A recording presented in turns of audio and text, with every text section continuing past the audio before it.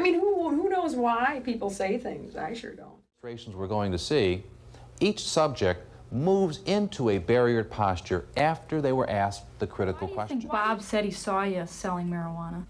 Hey, come on, how should I know? I mean, who knows why people say things? I sure don't. Have you ever thought about sexually touching a child? No. Use their denials with permission phrases. Can I say one thing? Would you just listen to me? But sir, if I could only explain. When the interrogator hears those phrases, it's important to interject yourself and stop the person from continuing, because if you let him talk, he'll say the words, "I didn't do it." And the more often a person says they didn't do it, the more difficult it becomes for us to get a confession.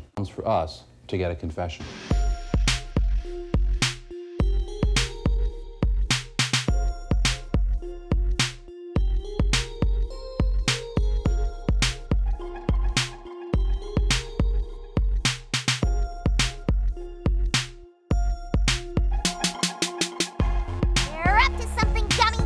Something you don't want me to know about. Well, I'm gonna know about it. I'm gonna know about it big time. And I know just who's gonna tell me all about it. Tell me all about it big time!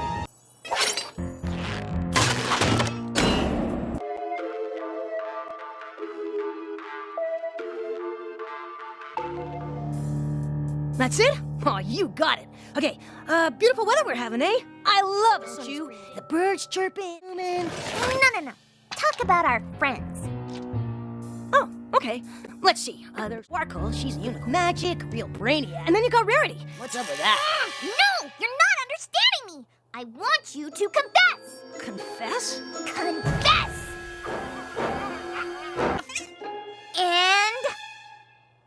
And sometimes, when I do this...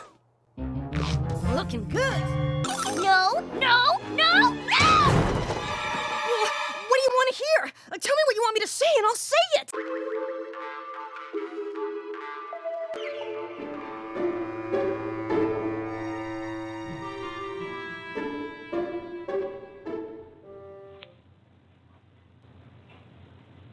So we're back here. One of the things we were talking about is, as we mentioned yesterday, knocking out the polygraph. Yeah. Why don't we do that today? Okay. Why don't we do that now? Okay. Get that out of the way when you're done. This is Tammy. Did you meet Tammy yesterday? No, this is okay. the only one. This is Tammy. This is Tammy. Hi, Chris. How are you? All right. So then when we're done, we'll figure out our game plan that I was talking about today. Okay. Does your dad have availability to use the car if you're going to be here for like an hour or more? Can you drive? Did you hear that he indicates that it shouldn't be any more than slightly more than an hour? But look, quite simply, they were never planning on letting Chris Watts walk out of this interrogation room a free man. You hear them already inquiring if Ronnie can drive the vehicle. Does he have access to the keys? They're not worried about Ronnie's lunch break. Oh, he can drive it. Yeah, he's yeah. Okay, and I'll go explain to him everything that's going on.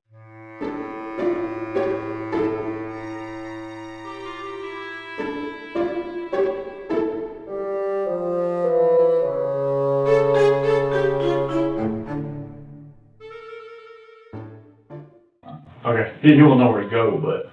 Oh, okay. Well, we can... Well, the house, he knows how to get to the house, but if it's not ready, you can't go in there. But. Okay. Does he know how to use GPS on his phone? Or Yeah, but he wouldn't know, like, where else to go besides my house. Oh, that's true. That's just, yeah, I can tell him if he gets to go to my friend's house. Dad won't have anywhere to go. Why won't his dad have anywhere to go? Well, because Chris has given them permission, apparently, to have taken custody of the home. So before, Coder tells him the night before this that it's voluntary that he leave the home. Chris says no big deal. He goes and stays with Nick and Amanda there. A contribution we get from this communication is that they are still not done occupying the home, and that Chris, inevitably, does not feel comfortable going there. He doesn't feel like he's free to go back to his home. They're investigating, or doing something at the house anyway. They have custody of it, because Chris is like, I don't know what my dad would do. He doesn't know anywhere to go, or he doesn't have anywhere to go, except for my house, and he can't go there. Okay. I'm not sure, like, I'll be here for an hour or like 4 hours. You want me to just go talk to him and let him know when the house is going to be ready and all that, and when he can go? Because he can go grab a bite to eat or something, right? Watts is actually putting up a little bit of resistance to completing the polygraph at this time because Coder says, don't worry about your dad or the media right now. Let's focus on getting this out of the way. Something he said previously, making this his second time to mention it. Also notable about his mention is the wording. It's not asked as a question. Would you like to voluntarily complete this polygraph, which you had previously agreed to do? Coder kind of acts like it's an accident. Whoop. Guess we're just going to complete this right now. Yeah, let's go ahead and get it out of the way. Go ahead and get your convictions out of the way, son. I gotta get home. Oh yeah, like if there's everything should be open by now around here. So Okay, yeah. I'm sure he's been flying since like 5 o'clock East Coast time, so. Okay, why don't we knock this out? Okay. I think it's the best thing to do to move past all of this. And then I'll go talk to your dad. He'll have the keys. Everything will be good.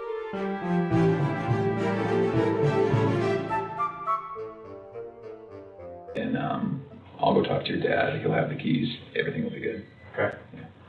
You have his number, so you can call him when you're done. There's like no signal in this place, so.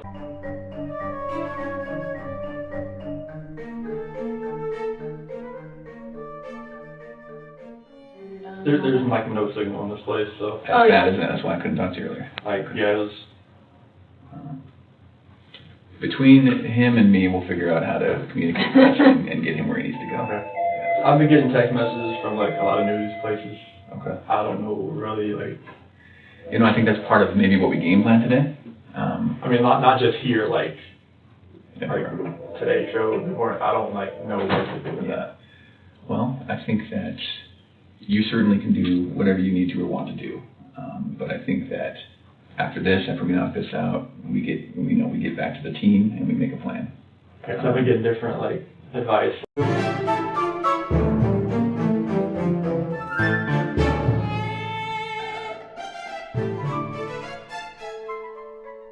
And we make a plan. Okay, so I've been getting different like advice, like as far as like her mom said, like if it's a kidnapping, then she said not to talk to anybody. Yeah. So like I'm like torn of what to do. Well, Her mom told you not to talk?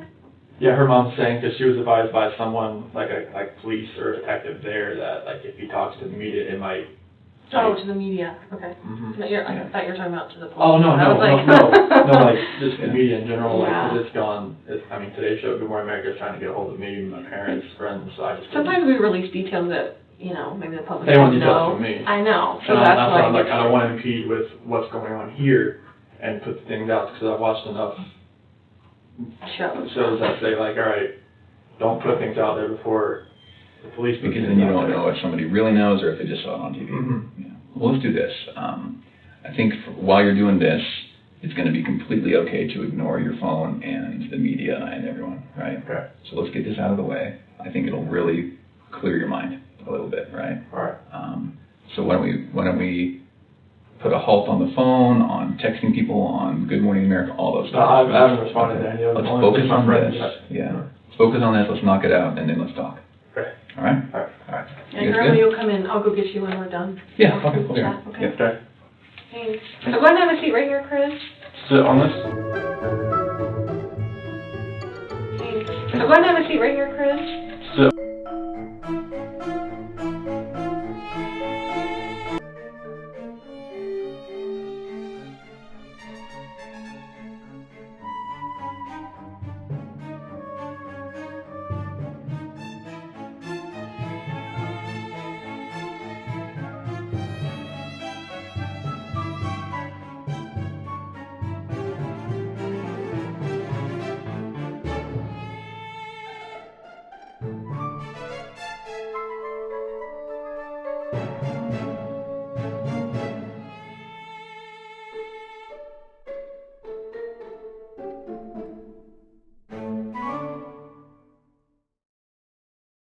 So go ahead and have a seat right here, Chris.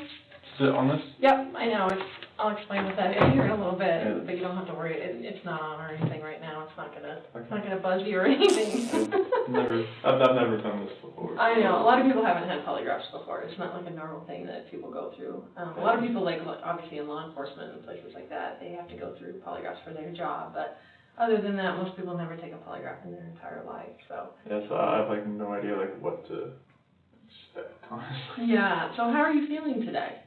I'm sick to my stomach, honestly. Like, the first day I thought, okay, she was just somewhere. Sure. And after yesterday, all the activity at my house, I didn't know, it went to the other extreme. I've just been like sick to my stomach that either somebody has her or she's in trouble and the kids are not safe either. Right, right. Well, and I think that's totally awesome that you're here today. I mean, I commend you. We do this in all of our missing person cases, so don't think that we're just singling you out like, oh my gosh, they want me to take a polygraph. Anytime, you know, someone was the last person to see people or, you know, it's a missing person case, we start from the inside and we work out. I mean, that's pretty much what we do. So I've done polygraphs on the Jessica Ridgway case. I don't know if you were here for that. The name sounds The little familiar. girl that went missing in Westminster and Okay. that, yeah. And then just the one that we had in Thornton last year or the year before. So we do this all the time. So please don't think that you're being singled out. Like this is one way that if you didn't have anything to do with it, that we can let the investigators know, the people that really do need to know, that are looking for your wife and your little girls, to let them know, like, you know what, don't focus on Chris, focus over here, because obviously we've already cleared him, he's good to go. Now focus on the real person that did talk me through this, you know, Okay. to Shanann and little girls.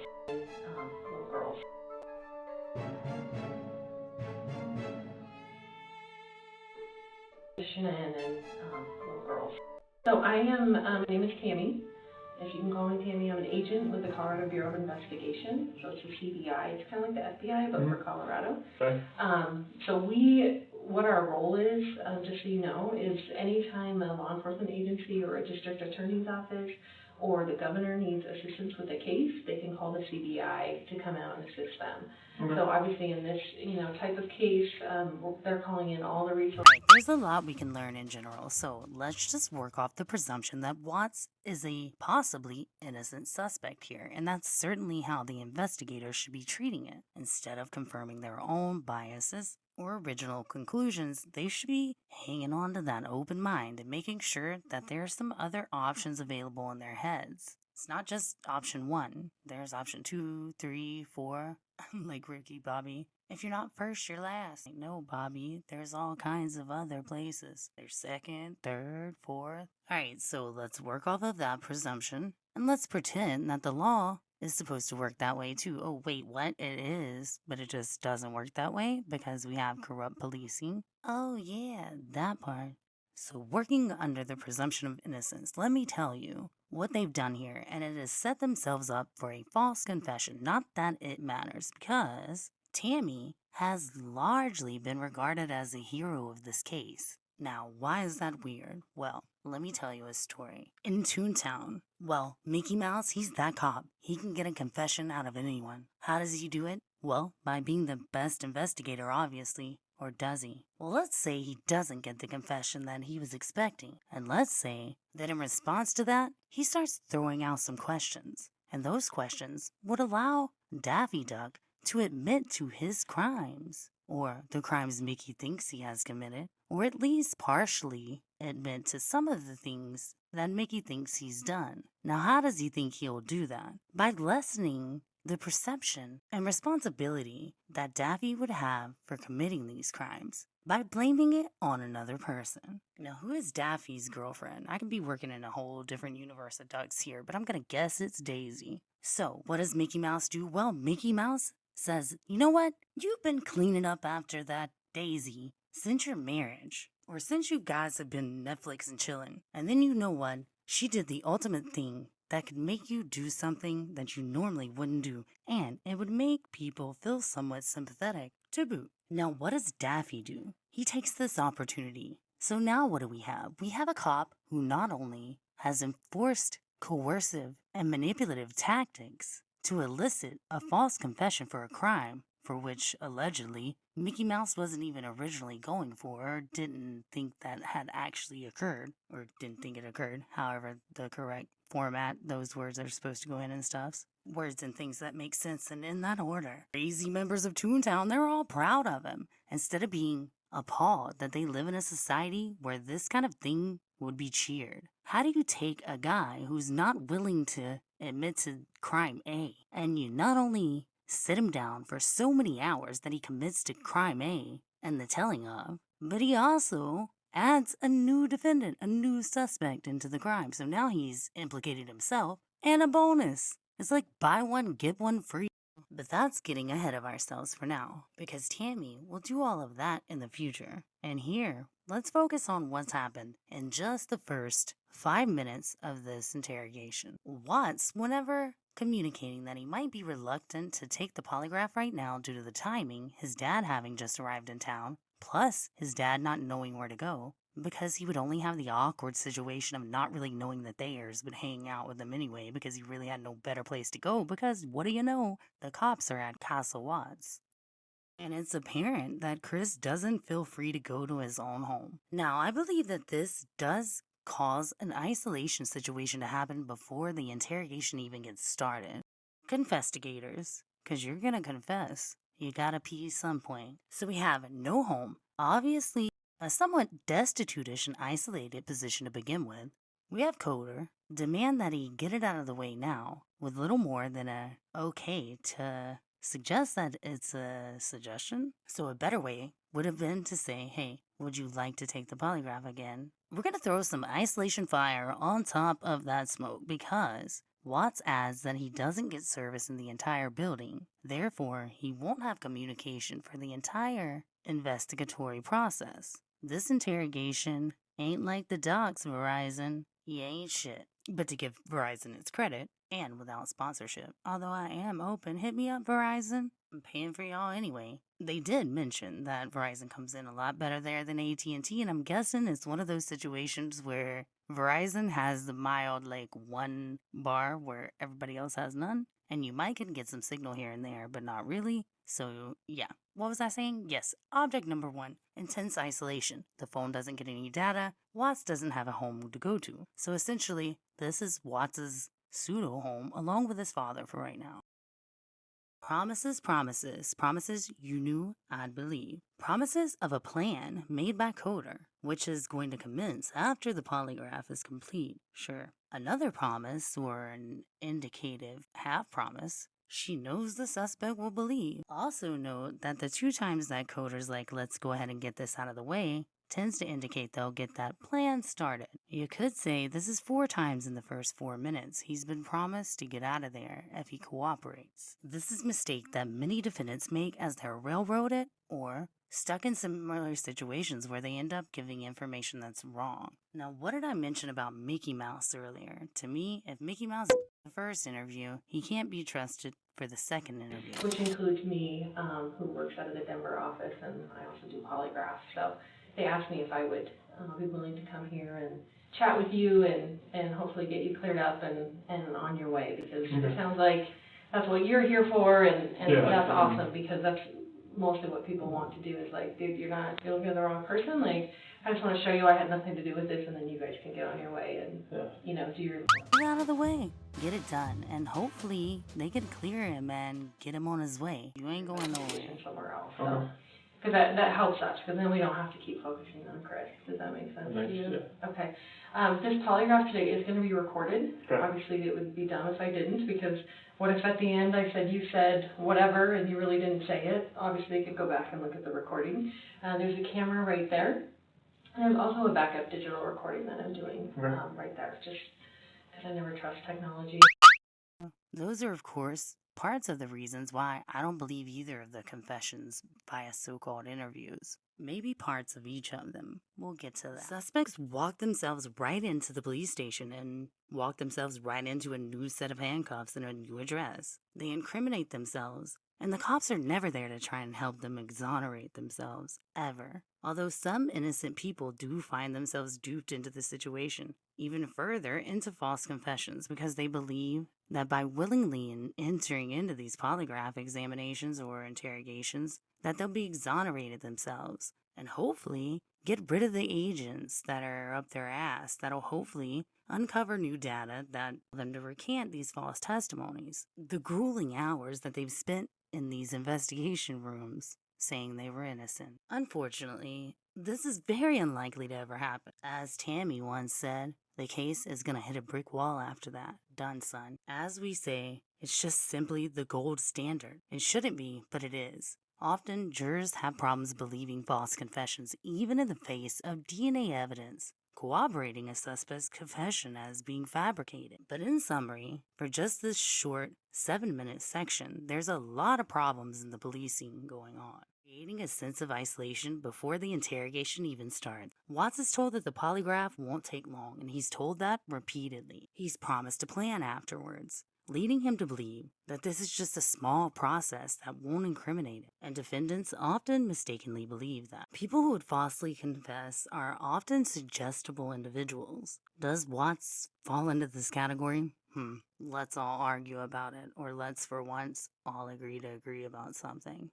Madness. The sheer audacity of it. Everyone agreeing. What the hell is wrong with us? According to experts, compliance in this context involves the desire for the suspect to protect one's self-esteem, avoid conflict, confrontation, are all things in which we know Watts definitely participates. It's important for law enforcement officers to be aware of this and to take measures to make sure that they're not getting wrongful convictions or ruining the lives of innocent individuals. It just makes too much sense, doesn't it? False confessions can often occur when individuals are vulnerable to external influence and coercion. Suggestibility is the susceptibility to accepting information and suggestions from others, often without fully evaluating their accuracy or credibility. When individuals are suggestible, they may feel pressure to comply, especially with interrogative tactics or authority figures, leading them to confess to crimes they didn't commit.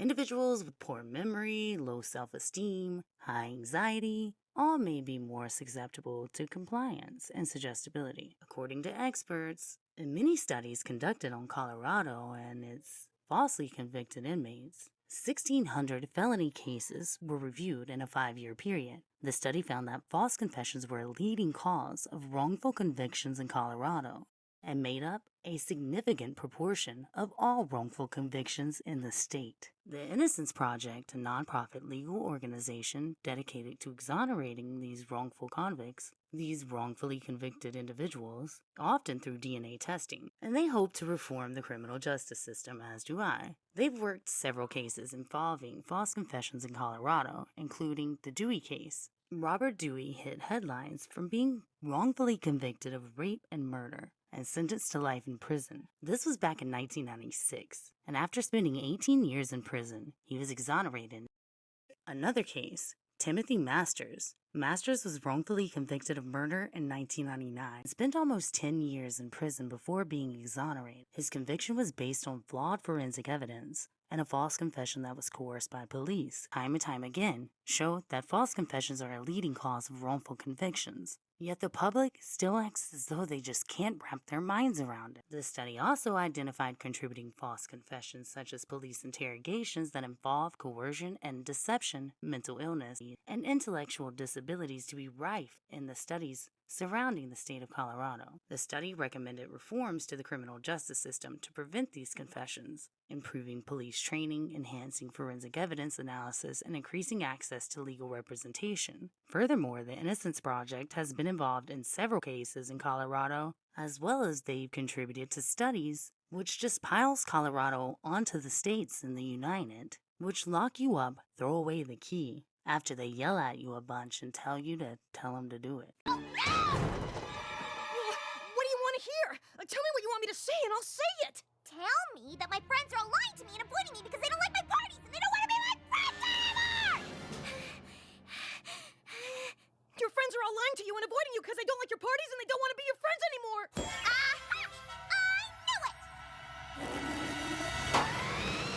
Endured well over 10 hours at the Frederick Police Department. Watts was also given a piece of pizza after he confessed. He complains about this later in a private prison phone call, which unfortunately was leaked to the world. However, this was very notable in his brain that they didn't give him any food until they got what they wanted. You can also see that after it was all said and done, Watts didn't appear to believe that he was free to leave. Not only that, but he mentions that he had to pee, but didn't feel like he could get out to go pee. So he wasn't free to go. He wasn't free to urinate, and he had apparently been hungry for a good 12 or so hours. He was also in isolation during those hours, and with his dad right outside most of the time, except for the little visit that Ronnie throws a cameo at.